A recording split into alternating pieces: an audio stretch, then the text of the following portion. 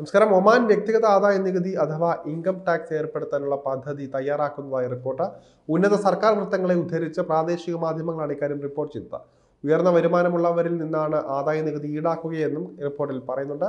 അതേസമയം 2026 മുതൽ പദ്ധതി നടപ്പിലാക്കാനാണ് ആലോചനയെന്നാണ് വിവരം. ഒമാനി പാർലമെന്റിന്റെ അധോസഭയായ മജ്ലിസ് അൽ ഷൂറ കരട് ആദായ നികുതി നിയമത്തിന് അംഗീകാരം നൽകിയത് റിപ്പോർട്ടിൽ പറയുന്നുണ്ട്. അത് ഉപരിസഭയായ സ്റ്റേറ്റ് കൗൺസിലിന്റെ അന്തിമ അംഗീകാരത്തിനായി ആശ്രയിച്ചിരിക്കുകയാണ്. സ്റ്റേറ്റ് കൗൺസിൽ അംഗീകരിക്കുന്നതോടെ രാജ്യത്തെ ഉയർന്ന വരുമാനക്കാർ നിശ്ചിത ശതമാനം ഇൻകം ടാക്സിന് നൽകേണ്ടി വരും. നിലവിൽ ഒമാനി പൗരന്മാരിൽ നിന്നും പ്രവാസികളിൽ നിന്നും ആദായ നികുതി ഈടാക്കുന്നില്ല. കരട് നിയമപ്രകാരം പ്രവാസികൾക്കാണ് സ്വദേശികളെക്കാൾ കൂടുതൽ ആദായ നികുതി ശുപാർശ ചെയ്തിരിക്കുന്നത്.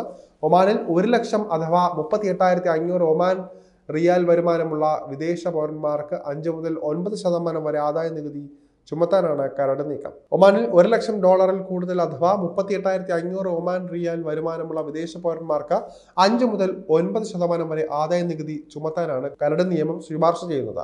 അതേസമയം ഒമാനി പൗരന്മാർക്ക് $10 ലക്ഷം കൂടുതൽ അഥവാ 3.85 ലക്ഷം ഒമാൻ റിയൽ വരുമാനമുണ്ടെങ്കിൽ അവർ 5% നികുതി നൽകേണ്ടതുണ്ട്.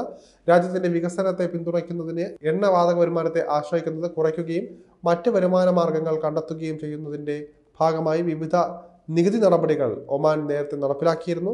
കോർപ്പറേറ്റ് ആദായ നികുതി, മൂല്യവർദ്ധിത നികുതി, എക്സൈസ് നികുതി എന്നിവ ഇതിനോടകം തന്നെ ഒമാൻ നടപ്പിലാക്കി വരുന്നുണ്ട്. എണ്ണ ഇതര വരുമാനം വർദ്ധിപ്പിക്കുന്നതിന്റെ ഭാഗമായി നിലവിലെ 5% വാറ്റ് നിരക്കോ സർക്കാർ സേവനങ്ങൾക്കുള്ള ഫീസുകളോ നിയമലംഘനങ്ങൾക്കുള്ള പിഴകളോ വർദ്ധിപ്പിക്കുന്നതിന് പകരം കോർപ്പറേറ്റ് ടാക്സ് അഡ്മിനിസ്ട്രേഷനും ശേഖരണവും വർദ്ധിപ്പിക്കുന്നതിൽ ശ്രദ്ധ കേന്ദ്രീകരിക്കാനാണ് സർക്കാർ പദ്ധതിയിടുന്നത്.